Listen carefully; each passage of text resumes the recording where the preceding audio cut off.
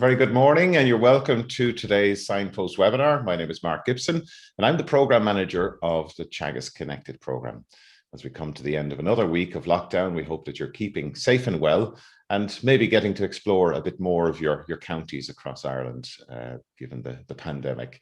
The Signpost webinar series is brought to you in association with the National Rural Network, Food Drink Ireland, and Dairy Sustainability Ireland. So with the focus now moving to sectoral carbon budgets and the role of agriculture in reducing national emissions, today we're going to take a closer look at methane emissions from Irish dairy systems, and in particular, the measurement and mitigation of the gas. And I'm delighted to be joined by Dr. Lawrence Shalhoub, who's a research scientist in Teagasc Moor Park, Katie Starsmore, who's a research technician with the Vista Milk Project, and Dr. Ben Lahart, who is a postdoctoral researcher with Vista Milk, also based in Moor Park. You're all very welcome to this morning's webinar. Thanks, Mark. Thanks so much, Mark. And we're also joined by Pat Murphy down in Wexford. Pat is the head of the Environment Knowledge Transfer Programme in Teagasc, and Pat, you're going to be helping us with the questions afterwards. So Lawrence, if I could start with you, maybe you could introduce yourself to us and tell us a bit about the work that you're doing in Moor Park. Yeah, so thanks, Mark. Lawrence Shalhoub, based here in Moor Park. I suppose a large part of our focus now is on sustainability. As you know, up to now, probably very much was focused on economics and systems, but sustainability now is very much to the core in what we do here, whether it's from a water quality to a greenhouse gas point of view. Very good, thanks, Lawrence. And Ben, if I could ask you to tell us about how you're operating within the Vista Milk Project. Yeah, so thanks, Mark. So currently we're doing experiments looking at, suppose, animal traits, the influence genetics and potential feed additives, and how they're going to influence methane emissions, and improve efficiencies within pasture-based systems at present. Great. Yeah. And what's your own background, Ben? So I'm from Kilkenny. So I did a degree in Ag Science in UCD, and I graduated in 2016. And I did a PhD, which I finished up last year here in Teagasc Moor Park. Very good, very good. I like the way you started with the Kilkenny part. Yeah. And Katie, you're very welcome, first of all, to the Signpost webinar. Could you tell us a bit about your own background? Yeah, so as you can probably tell from my accent, I am from New Zealand, and I've been here since 2019. And since I've been here, I've been measuring methane from dairy cows lactating and during the dry period as well. So my background is I grew up on a dairy farm in New Zealand, and then went and did the Bachelor of Science, and then after graduating I've ended up here. So that's my story. Brilliant, brilliant. And I understand you're starting a PhD as well yourself. Yeah, I've just started that, a couple months ago. Well, best of luck with that. Thank you. So Lawrence, you're going to give us a few slides, some context to the situation, and then Ben and Kate are going to follow. So we'll hand over to you, Lawrence.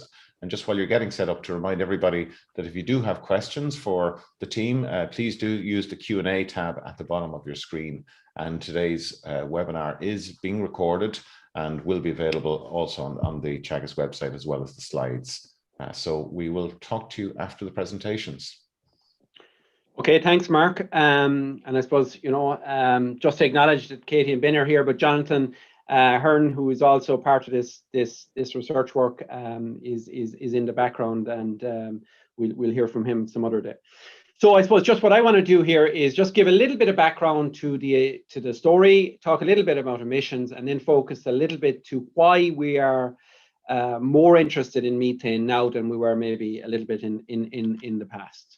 To start off, what I want to do is just talk about ruminant agriculture and talk about what we're trying to do, what we're trying to achieve. And I suppose it's important that we contextualize, what ruminant agriculture is trying to do. So I suppose if we look at total protein efficiency, in broad terms, it's protein produced that humans can eat versus protein that's consumed by the animal. And that's probably not very useful, because to a large degree, most of what the animal eats, we can't consume as humans. So, when we look at efficiency of our system, a much more useful thing to look at is net efficiency or net protein efficiency. So what that is really is human edible proteins produced by the system versus human edible proteins consumed by the animal. And really what we're trying to do with our system is to, you know, I suppose to a large degree, maximize the human edible protein that we produce while minimizing the human edible protein that our animals consume. Because, you know, as we go forward, you know, the question will always be asked, does it make sense that animals are eating foods that humans can eat? And that's something that I think over time will become a bigger question. So I suppose this work that the slide I'm going to show you now is based on work that was done in France, and it was adopted by work that was done by Wilkinson and Ertl in 2011 and 2015. And actually, we're following that up with work ourselves in the same space here. So basically, when we look at total protein efficiency, we can see that both TMR and TMR is total mixed ration. It's where animals are housed pretty much all year round, and the milk is produced indoors. And virtually, you know, 85% of the milk in the world is produced in that format. Versus grass-based, where animals are, you know, out grazing, which is similar to our system. So I suppose from a total protein efficiency point of view, they're both quite similar. You know, at 25-26% in terms of overall efficiency. But when we look at net protein efficiency, so human edible in versus human edible out, where animals are, you know, where most of the milk is produced in the world, animals, you know, that ratio is at 1-to-1. So we get 1 kilo of human edible out for 1 kilo of human edible in. And from a grass-based system, that's roughly about 2.6, 2.7-to-1. So much higher ratio of human edible out versus what's going in. And again, as I said, this is based on French work. When we do the same exercise with using Irish data and modeled Irish scenarios, we come up with a ratio of 4-to-1. So I suppose as we go forward, as we look at our systems going forward, and we look at the overall sustainability of our systems, you know, the higher that ratio is, the better. And you know, and I suppose a grass-based system is positive in that sense. I suppose the next step in this analysis, and it's work we're working on at the moment, is looking at the opportunity cost of the land. You know, if that land that is used to produce feed for the animal that we can't eat was used to produce a different product that humans could eat, how would that affect the numbers? And that's called land use ratio, and that's something we're working on. But again, it's quite positive from an Irish context in that calculation. So just then looking at how, you know, sustainability, and look at our grass-based system versus animals that are kept indoors, how do we compare? And this is again, don't worry about the detail here, but just to say that a grass-based system has a lower footprint than a confinement-based system. And this is based on work we did a couple of years ago, where we modeled indoor and outdoor systems. And in that, essentially, our grass-based system had a total footprint that was about 15% lower than the confinement system. Yes, the makeup of that was different. There was different proportions of enteric fermentation. You know, the bought-in feed was a much higher proportion of the confinement system or the TMR system versus the grass-based system. So that's the first point. When we look at the overall sustainability, and we look at the relationship between, for example, greenhouse gases to profit, basically what we can show is that our farmers that are more profitable generally have a lower carbon footprint. So this is based on work we did 3 or 4 years ago, where we looked at the National Farm Survey, we modeled it, and we looked at the relationship between profit and greenhouse gases. So generally, our farmers that are more efficient have a lower carbon footprint and are more profitable. Then I suppose if we look then further and say, how do we compare against other countries in terms of our carbon footprint? And again, this is based on work that we did maybe 3 or 4 years ago, where we compared a top performing, kind of almost a research setting for Ireland versus the UK versus the US. And in that scenario, what we showed was that basically the footprint in Ireland was about 9% lower than the UK and about 12% lower than the US.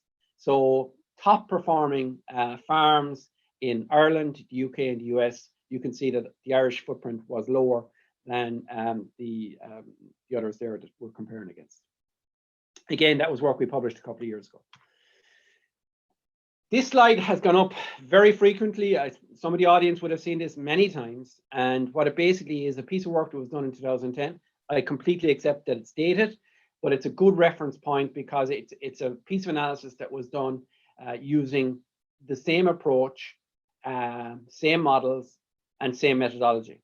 So what it was the JRC, or the Joint Research Group, did an analysis of different countries in Europe where they compared the carbon footprint of milk from different countries. And basically what they showed was Ireland was the lowest, or joint lowest, across the EU at that point. Now, the fact that this is 10, 11 years old, that the data is probably 15 years old, obviously means that the value of this going forward is reduced. But it's a good reference point to where we were a number of years ago. Probably the most recent analysis that was done on a country comparison was done a few months ago, and it was done by the Dairy NZ and Ag Research in New Zealand.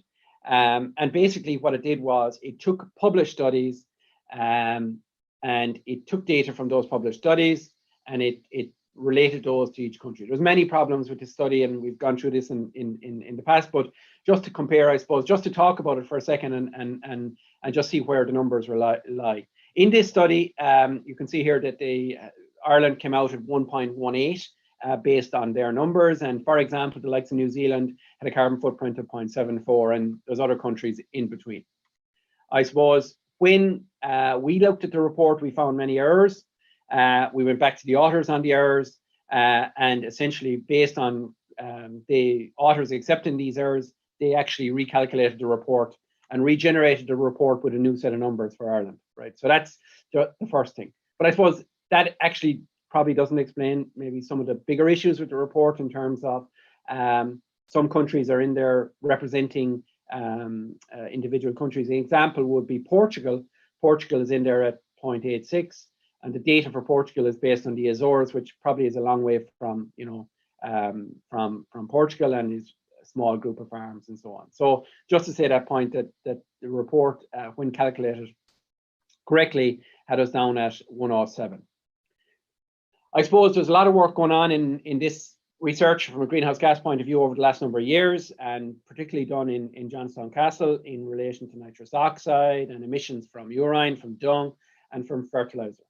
And we've put all those, I suppose, into our carbon footprint models. And when we do that, our carbon footprint model comes out with a carbon footprint of less than 1 kilo of CO2 equivalent per kilo of fat and protein corrected milk. So a substantial reduction without any change in activity data, just changing the emission factors. And these are emission factors that are now included in the national inventory. So they're very accepted. They're from published work. We can see that our carbon footprint has gone down under 1 kilo of CO2 per kilo of fat and protein corrected milk. So that brings us down to roughly around just roughly 1. So that's what our carbon footprint looks like. And I just said earlier, the New Zealand one in the report was 0.74. If we include direct land use change, so land that was converted from forestry into pasture from dairying, that brings the New Zealand figure up to 0.88. So really what we're trying to say here is that we're very close to countries like New Zealand in terms of carbon footprint based on published work. Most of the other studies in this report I would to a certain degree discount, because it's not a similar methodology, or it's not a similar calculation process. So I suppose just to say that we're quite similar to New Zealand in terms of our overall footprint. The question is, where do we go from here? And I suppose this is just to paint a picture of where we're going to go. I suppose we're roughly at 1 kilo CO2 equivalent now. The inclusion of protected urea, and this has been covered many times in this forum, would bring us down to roughly 0.92 in terms of carbon footprint. The inclusion of protected urea, as well as lower crude protein concentrate, and the lower crude protein concentrate has a direct impact on the land use change. So less soya, less land use change, less feed coming in from South America obviously has a strong impact on the carbon footprint, to bring us back down to roughly 0.85. Better performance, higher performance that we expect to get over time would bring us to roughly 0.8, and the inclusion of carbon sequestration in our numbers will bring us to a figure of 0.7. And that 0.7 just happens to be the Signpost target. So the Signpost target for the Signpost program is to generate milk with a carbon footprint of 0.7. And I've just gone through the pathway to get there in terms of protected urea, lower crude protein concentrate, higher animal performance, the inclusion of sequestration. And as I suppose, as more technologies come on, that target might even get lower. So a large part of what I just discussed is background. What I want to talk about now is where we go forward in terms of strategies, in terms of what we're trying to achieve with mitigation, in particular in relation to methane. So I suppose just one point on the mitigation strategies, and I think it's important to distinguish. There's two approaches. One is to focus on mitigation strategies that reduce the carbon footprint. So these are largely efficiency measures. So they'll reduce the carbon footprint, but they may or may not be associated with a change in absolute emissions. So the example here is genetics. So genetics is associated with a reduction in carbon footprint. So a kilo of milk drops from, we'll say, 1 to 0.9 based on genetics. But because milk yield per cow goes up, there may not be a change in the absolute emissions. So that's one approach. The second approach is the absolute emissions. So we have some technology that generally reduces total emissions, and it may or may not have an impact on the footprint. If it reduces performance, it will have a deleterious effect on the footprint. If it doesn't, it might. So I suppose to distinguish between the two, the efficiency type measures are generally ones that will increase profitability at farm level as well, whereas the absolute ones may not increase profitability. So, you know, the efficiency ones, farmers are going to be incentivized based on efficiency to adopt. The absolute ones, we may need some other measures to encourage farmers to adopt. And I suppose really what we want to focus on is the ones that reduce both the footprint and the absolute emissions and can increase efficiency. If we focus on those, they essentially will increase profitability and will increase farmers' willingness to adopt. So that's mitigation. Just then to talk a little bit, and I'm nearly finished up here, about methane, and in particular biogenic methane, and maybe discuss for a second about, you know, new metrics and how they might affect the overall numbers. So this slide is quite busy, but I just want to get through the broad premise from the slide. And just to, what is biogenic methane? And biogenic methane is essentially emitted from biological processes, including livestock. So what is it? So plants, through photosynthesis, absorb carbon dioxide. So during that process, they're absorbing carbon dioxide. The ruminants eat the plants. They break down the indigestible cellulose in their rumens. And the carbon that's locked up, the CO2 that went into the plant, that's now in the cellulose, is released during that process in the form of methane. And after about 12 years, the methane is converted back to carbon dioxide and the cycle starts again. So that's the process. So CO2 through photosynthesis going into the plant consumed by the animal, and the methane released through that carbon. And after 12 years, it's broken down, and that CO2 is available to go back into the plant again through photosynthesis. Whereas in terms of why is that different to fossil fuels? Well, I suppose we're talking about hundreds of thousands and millions of years from a fossil fuel, that carbon being locked up. The cycle is probably similar or the same, but the time frame is hugely different. So it's stored for a very long time. So I suppose, there's a lot of debate about, new metrics for methane and what impact they might have. So I suppose if we just stand back from it and look at a situation where methane is constant, so no change in methane from the system. So what you have there is the same amount of methane being produced as being oxidized.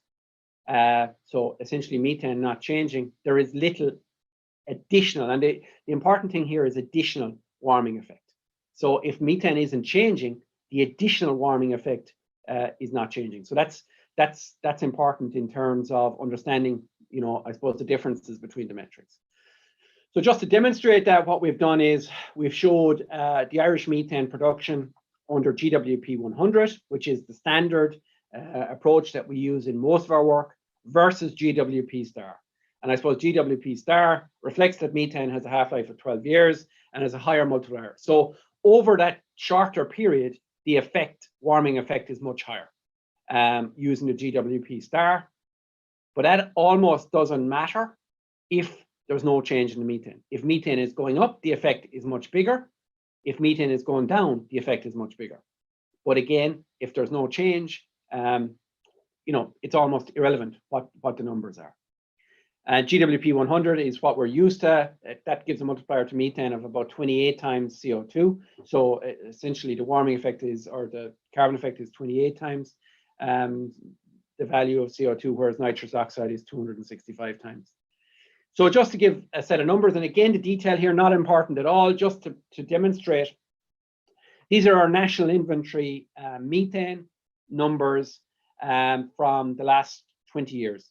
And essentially what we have here is, you know, a significant variation across years, you know, 547,000 tons of methane in 1998 versus 518 or 519,000 tons in 2018. So significant variation across years, probably at its lowest point here in 2011, increasing since then with the increase in dairy cow numbers. And that is a direct effect on the CO2 equivalent, which is just a direct multiplier of the methane.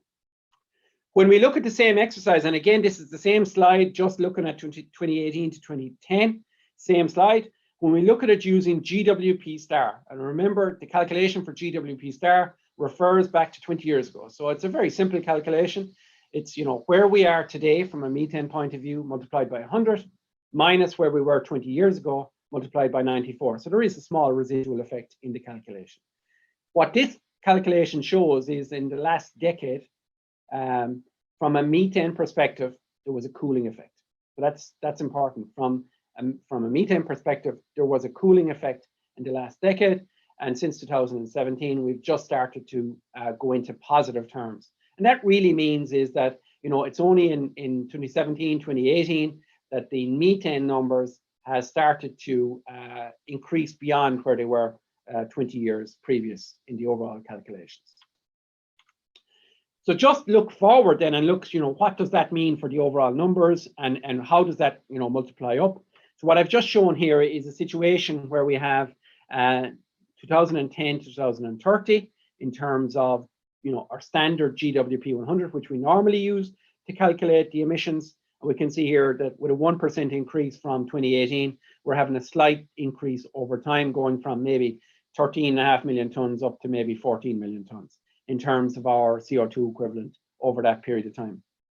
With GWP star, with a 1% increase, and this is what I talked about earlier in terms of we're just starting going into the positive territory now, with a 1% increase in emissions in methane per year, what essentially we're showing here is that actually there is very little difference between GWP and GWP star by 2030.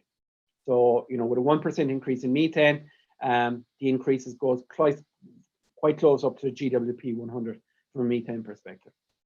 If we have a static situation for methane, what we're looking at here is we're looking at it, you know, the number being somewhere less than 10 million tons. If we had a 1% decline, we're looking at somewhere around 1 million or 5 million tons.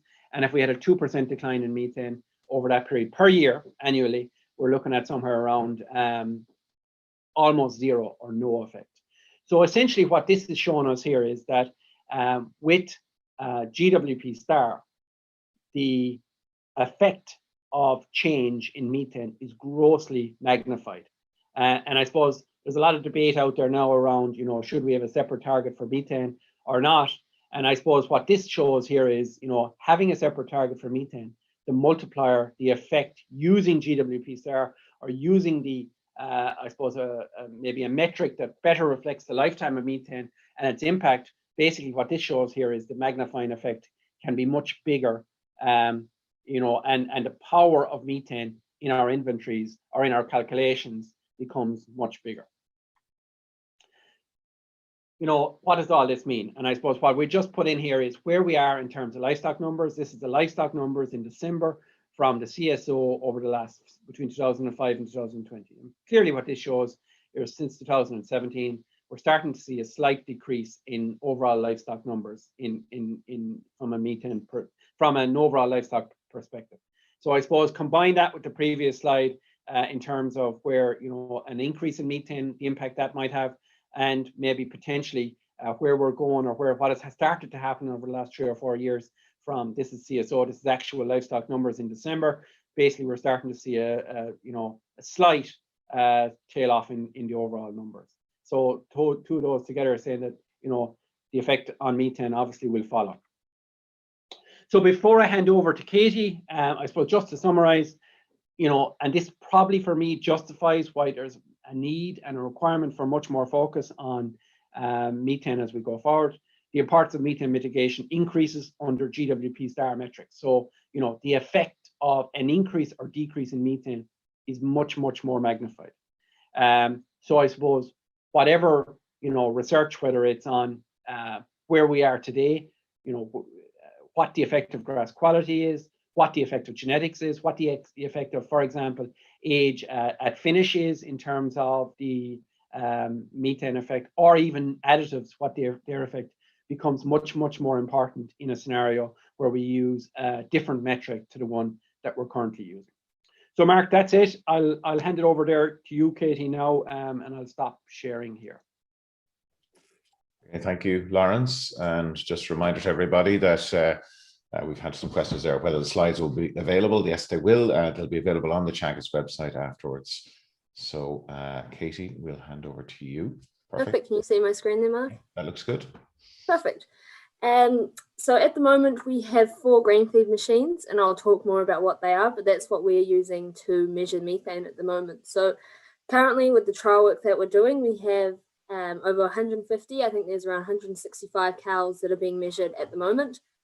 So there's 3 main trials that will be going on this year. The first one will be a full lactation trial, which Ben will be carrying out on the Kilworth farm. And he'll be looking at the methane profile throughout a full lactation, and then also looking at breed impacts as well, and genetic impacts, looking at the national average and elite herds, as well as the Jersey herd. Then I've just carried out a spring grazing management trial, so looking at the effect that silage supplementation in the early spring and the effect that has on methane. And later on in the year, we'll be looking at the effect that white clover within the sward has on methane emissions. So previously, we've done 4 winter trials, so that's been mostly looking at feed additive work, and we've done 1 mid to late lactation grazing study. So how and why are we measuring methane? So I guess the first point that's important to note is that 95% of methane that's emitted is actually through burping or eructation, and also through exhalation. So the way we measure methane, it's really important that we capture that release. So we measure methane through the mouth, and only 5% is through flatulence. So that's why we're measuring through the mouth. So the way we measure methane is through this machine called a green feed. And so this is a technology that's come from America. And the way this works is, as you can see in the photo there, a cow puts her head into the machine, and each cow has an electronic identification tag, and so the machine is able to read that tag, and so we know exactly what cow goes in when and how often. So when she puts her head into the machine, the air that she's breathing out while she's in is sucked up. It's sucked up through an air filter, then goes up this chimney bit you can see there, and just before the air is expelled back to the atmosphere, an air sample is taken. So this air sample is then taken back down to the sensors, which is underneath the feed bin. So what we can see on the left-hand side there is what the cows see when they walk into the machine. So as the cows walk in, you can see the silver dish at the bottom there. That's the feed bin where the air is sucked in through. So I don't know if you can see, but there's little holes in the feed bin there where the air is sucked in through. And so I guess the incentive for the cows to visit this machine throughout the day while they're grazing is that they get little bits of concentrate. So we've programmed it so that the machine will drop feed every 20 to 25 seconds over a 2-minute period. And each of these drops is only 30 grams, so she's getting around 300 grams every time she visits the machine. So we're trying to limit the amount of concentrate eaten, but also trying to maximize the time in the machine. So to be able to get accurate results, we need to get at least a 2-minute period in the machine. The photo on the right there shows the machine parked up next to the grazing plot. And so the trailer is moved around the grazing rotation to follow the cows. So the cows have 24/7 access to this, except during milking time.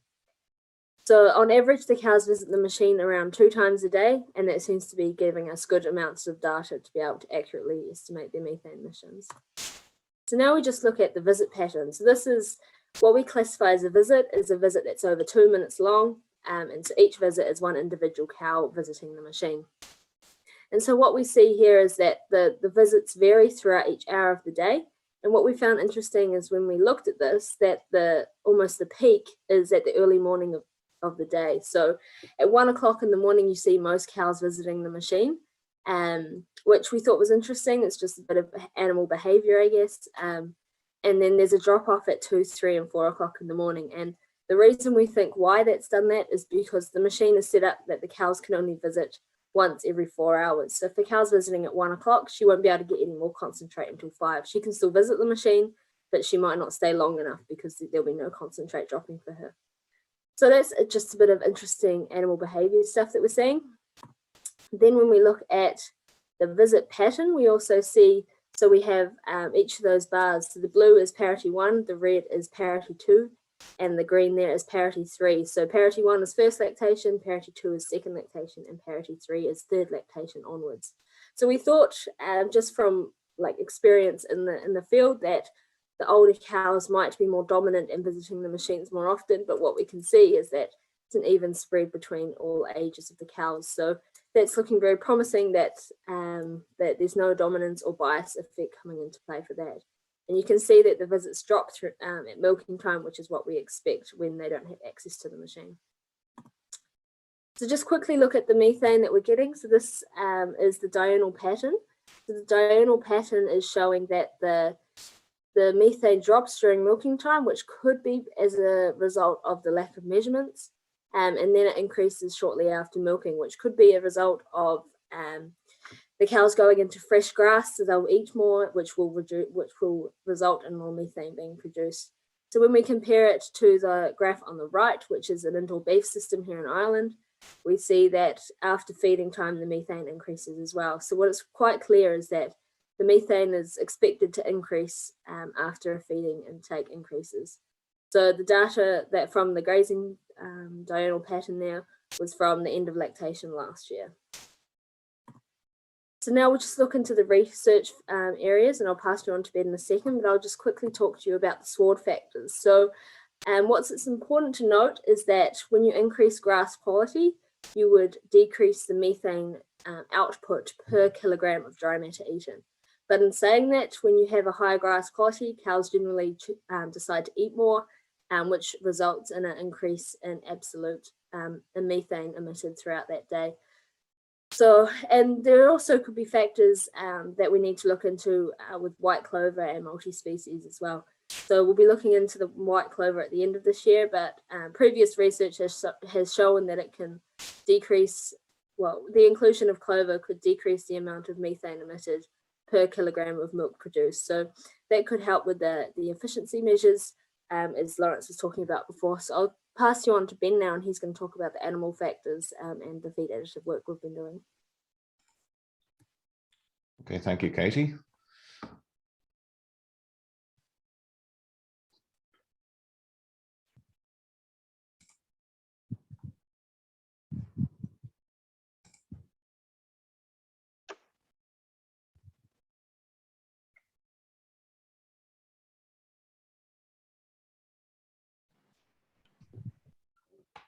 Okay, over to you, Ben. Yeah. All right, can you see that there? Yes, that looks good. Yeah, perfect. All right, hello everyone. I'm just going to pick up from where Kate left off there and just talk about the other two areas we're looking at presently in relation to methane with the green feeds. So the first of these areas is animal factors / genetics, and the second is the potential of feed additives. So you can see there in the picture on the right hand side, that was the herd of cows we had using the green feed last year, and we had a nice spread of animals. We had 46 animals using the machine, and we had methane recorded daily. So in addition to methane, we also had records of daily milk production, and we also had weekly live weight. So we're able to look at how these relate to methane output and the efficiency. We also had different lactation numbers, so we were able to look into this as well. So in terms of lactation number within the herd, so what we observed was that parity 3+ cows were producing significantly less methane per kilo of milk solids output. So they were more efficient in producing milk. This is because they're more productive and are diluting the amount of methane they're basically producing. The younger parity cows basically have to put more energy towards maintenance requirements and growth. So that's basically reducing their efficiency. So what this means is as farmers improve their fertility, increase longevity, they're going to increase efficiency of milk production within their herd. Another thing we noted was that lighter animals, so smaller animals within the herd, were producing less methane per kilo of milk solids output. this is because they have lower maintenance requirements and are more efficient because they're able to put more of their intake towards milk output. And finally, and I suppose it's a small bit obvious, but animals who are producing more milk solids are producing less methane per kilo of milk solids. This is because they're diluting their methane emissions because they're more productive. So what this means in combination is that we select for these traits, we're going to select for improved efficiency. But when we think again about the economic breeding index, which we currently have in Ireland for selecting the next generation of dairy replacements, we're already selecting for these traits. We're selecting for increased milk solids output, we're selecting for better fertility, and we're selecting for lower live weight through the maintenance subindex. So we're already selecting for increased efficiency within our herds through DBI. We're selecting for lower methane per kilo of milk solids output. So we recently did research that we got published in the Journal of Dairy Science, and it's in press at the minute, looking at the total greenhouse gas emissions profile of animals of divergent economic breeding index. So we used the next generation herd for this, which is basically two groups of animals managed within the same herd and €100 difference in terms of their EBI. So we used a life cycle assessment analysis, which basically measured their total greenhouse gas emissions profile. So this is methane, carbon dioxide, and nitrous oxide emissions, to quantify what was the total environmental effect of selection on the EBI. So there was no absolute difference in greenhouse gas emissions between high and the average EBI cows, but there was a difference in the breakdown of the emissions between the cows. So the high EBI cows had greater emissions from the lactating herd, greater methane emissions from the lactating herd, I should say. This because they're older, they're eating more grass, and they're producing more methane as a result of this. But this was offset by lower emissions associated with rare and less replacements. So this basically balances the total greenhouse gas emissions between the two groups on an area basis. But when we consider that the elite herd are producing 10% more milk output because they're older and they're more productive, this is basically diluting their greenhouse gas emissions, and it's leading to 10% lower greenhouse gas emissions per kilo of milk output. So for each €10 increase in EBI in this study, we observed 1% less greenhouse gas emissions per kilo of fat and protein corrected milk. So €10 is the average rate of genetic gain in EBI per year. So as farmers continue to select on the EBI and improve the EBI annually, we're going to see a reduction in greenhouse gas emissions intensity by 1% per year. So over a 10-year period, we want to reduce greenhouse gas emissions intensity by 10%. This is very positive, and it's going to mean that the EBI is continuing to select and improve the carbon footprint of milk that's been exported from Ireland. But it won't have any effect on total greenhouse gas emissions on an area basis. So to reduce greenhouse gas emissions by selection on DBI, we're going to have to select for methane. So DBI has been fairly static over the last few years. There hasn't been much change to it. So to include a new trait in the breeding index, such as methane, you need to meet 3 criteria. So the trait needs to be socially or economically important. I would think methane is socially important. The trait also there needs to be variation there for the trait. So you can see there in the graph on the right-hand side, this is data we had from the herd last year. So you can see there this relation between methane and milk solids output. So you can see for any given level of milk solids output, there's nice variation there for methane in that there's high and low methane emitting animals. So there is scope to select these low methane emitting animals. But I suppose the final thing, and this is going to probably be the biggest obstacle, is the routine availability of data. So you need lots and lots of records of animals to generate breeding values. So we don't have these at present for methane. We have the green feeds here in Moore Park. They're measuring methane on 150 cows, but you're going to need much, much more data to generate breeding values. So there's research ongoing in Vista Milk, looking at the potential of milk recording, which will be conducted in the next few years by Sinead McParland, and this will be interesting research to follow in this regard. And I suppose finally, once you've decided that you're going to include methane, what you include the trait as, the trait definition. Are you going to select for lower methane in total, lower methane per unit of milk output, or lower methane per unit of feed intake? I suppose potentially lower methane per unit of feed intake would be a suitable fit for grazing system, as we don't want to reduce feed intake in grazing systems. Feed intake is a very important trait for lactating dairy cows to improve their energy status and improve the fertility. So if you get a whole feed intake constant and reduce methane for that given level of feed intake, that could potentially be a good thing to select on. So that's genetics, and then moving on then to feed additives. So feed additives are another thing that can be potentially used to reduce methane emissions. So there's been a large number of studies conducted indoors over the last number of years, with varying degrees of success, and there's been some big headlines. You can see there up to 80% reduction in methane emissions, no effect on milk yield supplementation on seaweed. So these are just some of the different additives. They all work in slightly different ways, but they all have the same end result if they're successful in that they can mitigate methane. So you can see there that the range in efficacy between 10 and 47% on average between those studies. But these studies have been conducted indoors. So within indoor settings, animals, are generally offered total mixed ration diets, and this allows basically farmers to supplement cows with feed additives within the diet, continuously mixed through it. So each time an animal consumes feed over the day, it's getting the additive continuously going into its rumen, which is it's having a very positive effect on the ability of the additive to reduce methane. In grazing systems, we're a bit more limited in that we can only supplement once or twice daily at evening and morning milking. So it kind of limits us in our ability to have a large effect on the success of these additives. So we conducted 2 experiments last year looking at the potential of 2 different additives and their effect on methane emissions and milk production in grazing dairy cows. So we did 2 independent studies. In one study, we looked at a blend of phytochemicals, and the second study, we looked at a blend of seaweeds. So within the phytochemical study, the animals were offered 1 gram of phytochemical per kilo of concentrate, and they were compared to a control group which received a standard kilo of concentrate without the inclusion of the phytochemicals. And within the seaweed study, the animals received 70 grams of seaweed per kilo of concentrate. So the seaweed was a mix of red, green, and brown seaweeds. And these again were compared to a control group receiving a kilo of concentrate. So within each of the 2 independent studies, the concentrate was fed over 2 split feeds at evening and morning milking, and the animals consumed grass for the rest of the day. So the animals within each study were randomly assigned to the treatment control group, and methane emissions and milk production were recorded daily. So the results were as follows. So there was no significant effect detected for the phytochemicals on methane emissions. There was a tendency towards increased milk solids output, but there's no absolute reduction in methane per kilo of milk solids, which isn't shown here.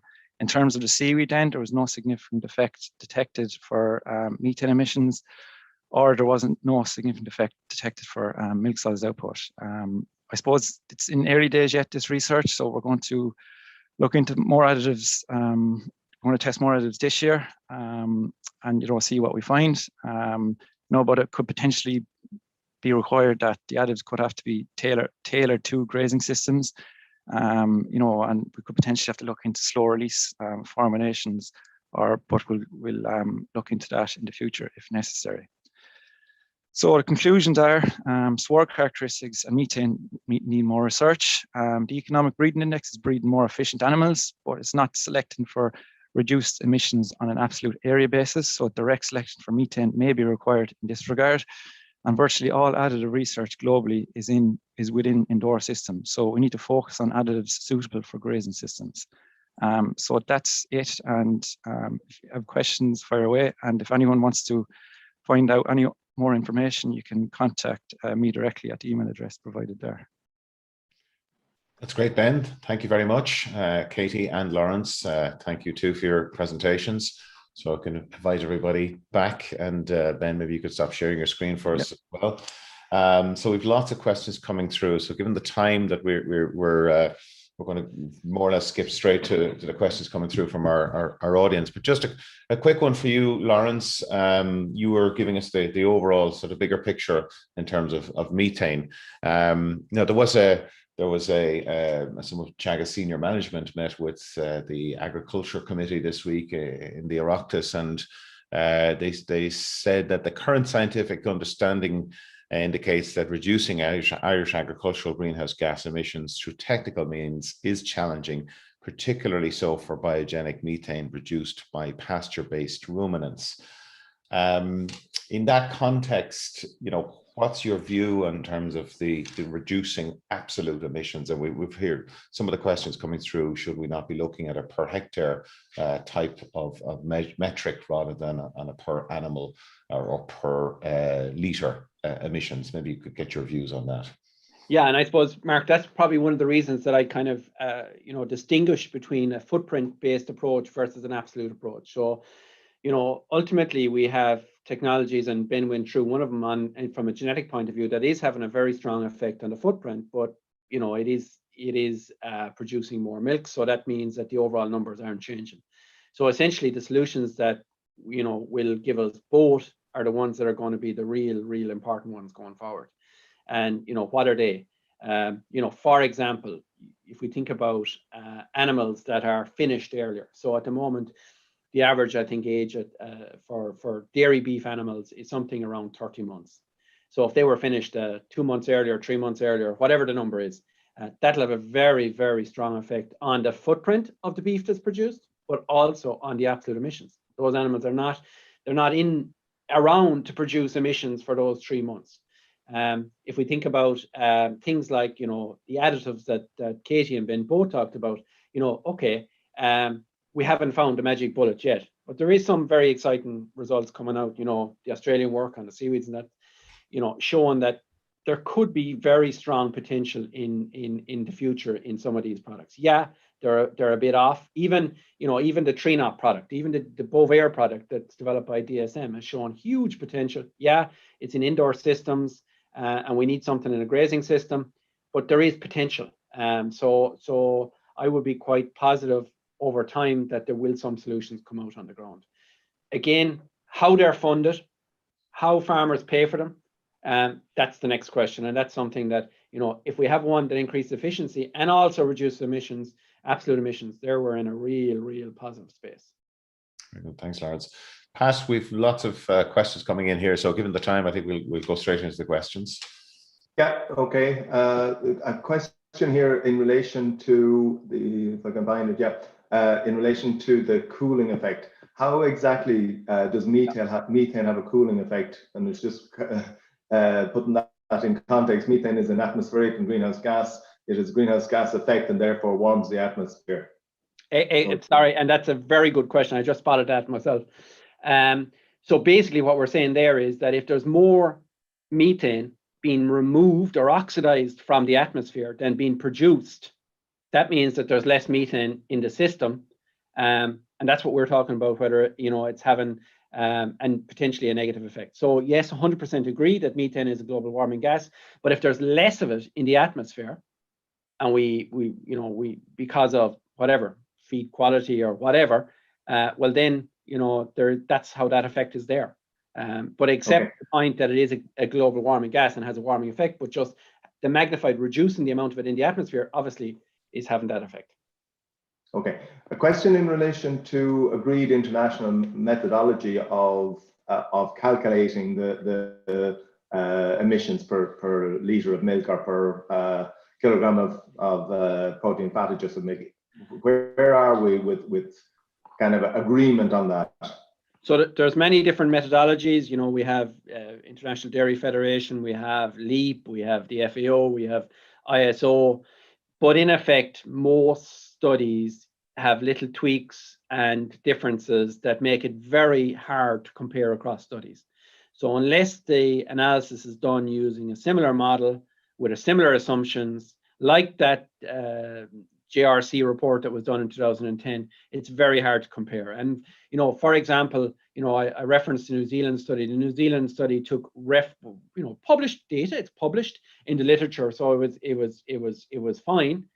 But it's when you start pulling those studies together and try to compare, then you have serious, differences in terms of how the methods are done. So it's not a fair comparison to compare the different studies. But there is standards.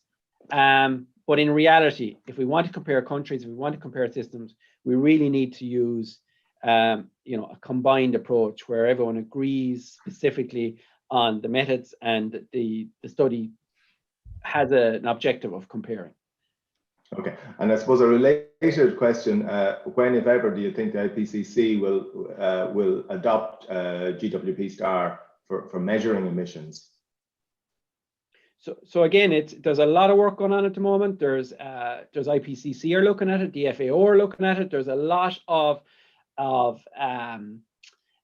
working groups, and we're involved in it. Teagasc are involved, the department are involved in working groups looking at the metric as part of the overall numbers, and looking at what is the right approach. I suppose, there is a lot of, like, pardon the pun, hot air around it as well, because a lot of people get a bit emotional about it. But in reality, all we're looking for is the right approach to calculate emissions in the most accurate fashion. All these in effect are models and methodologies. They will all be wrong, but what we want is the approach that's the most close to what's reality. And I think there's a lot of debate out there on it now, but it's a good bit away, Pat, but there is a lot of work going on. I think a really good question for Ben. Ben, can you explain or suggest why there's such a drastic methane reduction effect of seaweed in the indoor experiments and no significant impact outside? Could be due to a number of reasons. So the indoor experiments are using I suppose the most predominant one in the media is red seaweed, Asparagopsis. So within our study, we used a very, very small proportion of that within the supplement.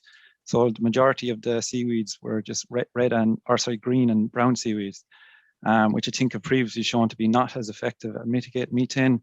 And the effect of recent research has shown that red seaweed, Asparagopsis, its effect actually diminishes the longer it's in storage. So our supplement was would have been waiting a number of months before it was actually fed out to the cows, so it could have potentially lost its efficacy in that storage period. And then you have to add into the fact as well that it was grazing, whereas that was indoors.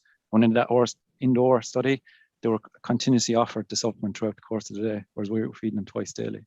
So there's a number of different factors that could be at play there. So what you're saying is there could be effect that it only has an effect for a very short time after the actual feeding, and if it's not included in the total. Yeah, and its effect its actual potency could actually diminish over time as well.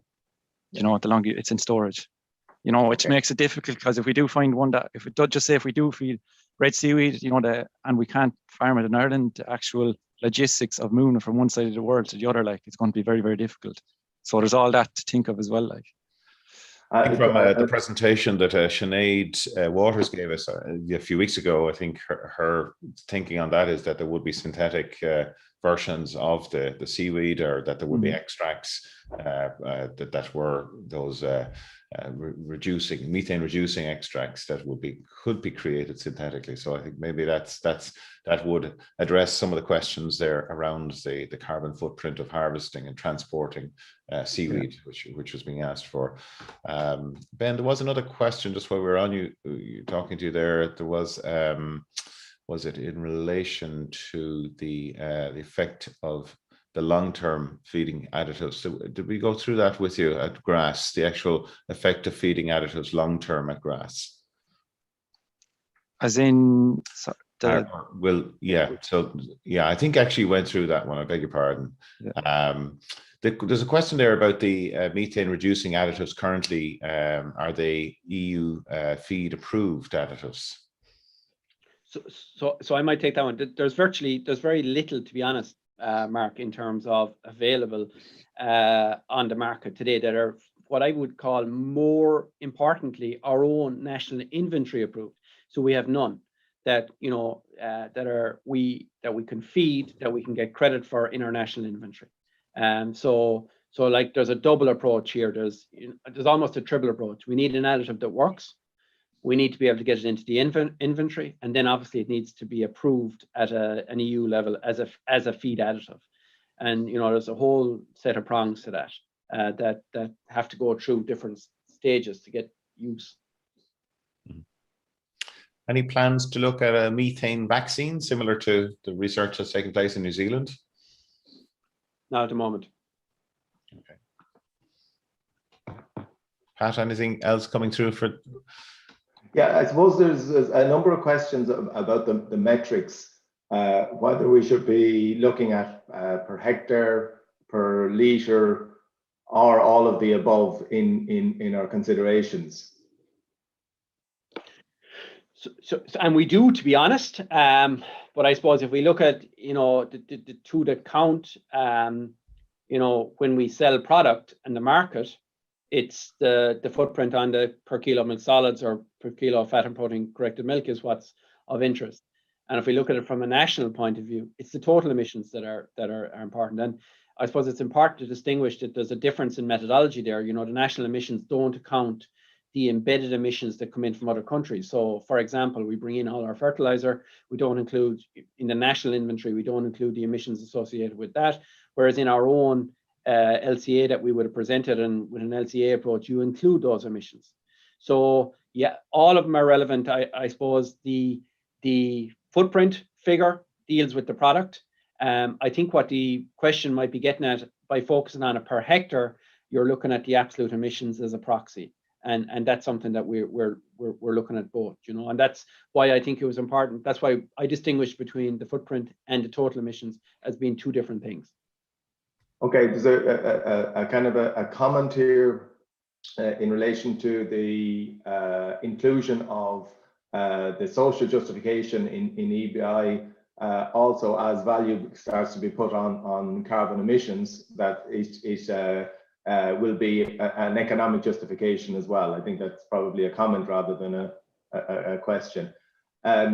Just in terms of research in relation to the long-term impact of additives, and what is the research there? Is it something that is tending to tail off and cows get used to it, or is there research indicating that some of these additives have a sustained impact? Tree Nop, I suppose it's the most successful one internationally. So it's commercially called Bovaer. So that's been widely researched, and it's been consistently shown across a lot of studies to reduce methane over long-term periods. So that's definitely the most promising one.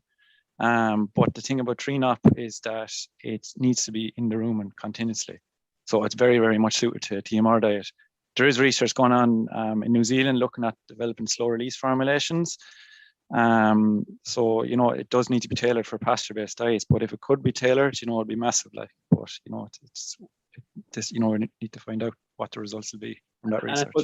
It's important to say also that the asparagus studies, the red seaweed studies, the Australian studies have shown over longer periods, like 130, 140, 150 day periods, that the effect is still there. So there are additives that are working over long periods, but it's a good question because initial work on additives had shown a decline on the efficacy over time. The rumen are changed to take account, but some of the newer products are working. We have a question here in relation to the cost of these additives, and a commentary, I suppose, more than a question. But instead of putting a cost on farmers by adding feed additives to the diet, would it not be easier to adjust the sward and in the context of multi-species swards and reducing methane? I think quoting some research from Reading University here as well. Like over the last number of weeks, we've heard a lot from our colleagues, John Finn and colleagues in UCD, about the role of multi-species grassland. And I suppose in general, this more, we'll call them nature-based type solutions to addressing these problems. Maybe there is a concern that we're tending towards a route of engineering rather than looking at the more nature-based solutions. How would you respond to that, Lawrence?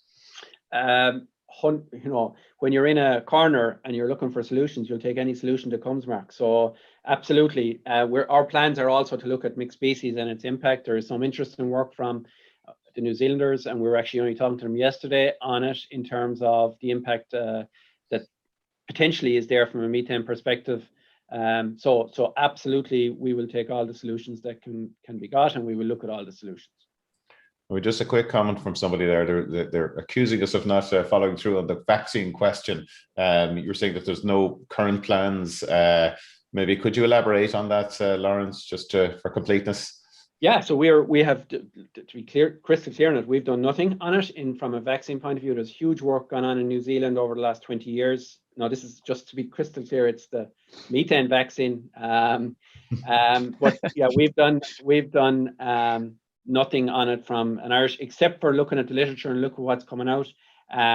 And it's something that we're watching the New Zealanders on, and we talk to them regularly, and it's nothing that's on our radar at the moment.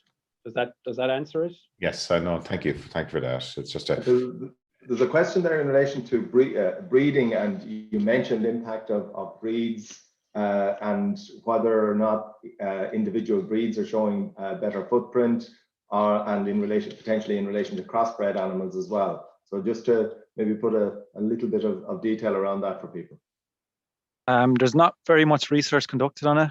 We are doing research this year, profiling the greenhouse gas methane emissions of the next generation herd in terms of their enteric fermentation, or actual methane emissions measured. So we have high and low EBI cows, and we have the Jersey herd as well. So we've only begun the measurements, but it'll be a few months before we get enough data to look into it in more detail. You're looking for another invite back in a few months. I suppose that when we modeled it in the past, we've looked at it from a number of different studies. The crossbreds come out very well from a footprint point of view. So previous research has shown them in a very positive light. Okay, we're going to have to leave it there. We're over time. I don't know where that hour went. Ben, Lawrence, and Katie, thank you so much for your presentation. A reminder to everybody that the presentation and recording of today will be available on our website, and also we'll have a recording available on the new Signpost series podcast, which is available on all of the various podcast platforms. Before we leave you today, I just want to bring to your attention a series of dialogues that the Department of Agriculture is organising over the next number of weeks, starting next Wednesday, the 21st of April. And it fits in with the overall United Nations Food Systems Summit, which is taking place throughout this year. So there's some really high-profile speakers speaking during the series, dealing with sustainable food systems and foreign policy around a sustainable food system. So there's a huge array of talks available there. So I understand places are limited. So if you're interested in attending, you can go onto the Department of Agriculture website and register your place there. So really worth looking at that if you want to find out more about what's happening at I suppose, a global level around food systems security and sustainability. Pat, thanks very much for helping with questions today. And thanks to our production team, Andy Boland and Yvonne Marr, who are the stalwarts in this series. And thank you for tuning in today. Next week, we will be joined by, I had it on the tip of my tongue earlier on there now, Pat, you surely know who we have next week on our series.